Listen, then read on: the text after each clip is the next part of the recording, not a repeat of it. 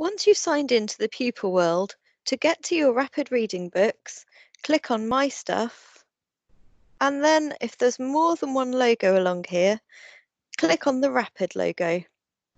This will show you all of the rapid reading and rapid phonics books allocated to your child. Underneath each book, you'll see the number of coins allocated to that book.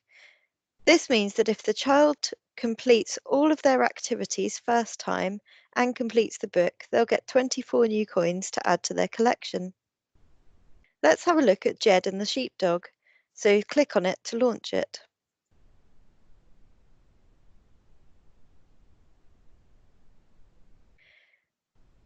Every rapid book starts with a before reading page.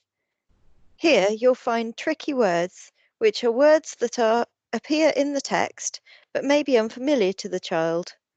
It's a good idea to click on these to hear them and get the child to practice saying them out loud before they start to read, and this will help them feel more confident when they come across those words in the text. In fictional stories, you'll also find the characters with their names at the beginning, so that again, the child can start the text feeling a bit more confident.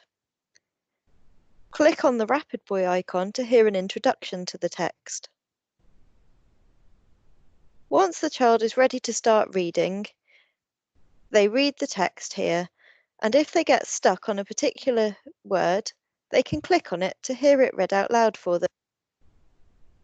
This way, they don't lose confidence as they're reading. The child can also click on the Read to Me button. This will read the story to them, highlighting each line one line at a time, so the child can follow along. They can then have a go at reading the page independently once they've heard it.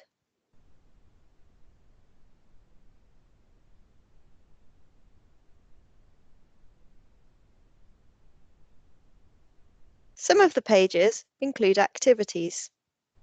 If you click on these activities, they'll open in a pop-up window.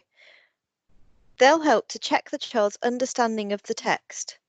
Some activities are also based around reading and spelling familiar words.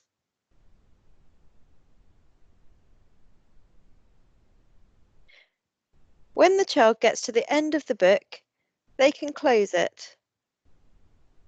If they click on Close Book, because they've finished it, the book will disappear from their My Stuff and it will appear in their library. So if they want to read it again, they can.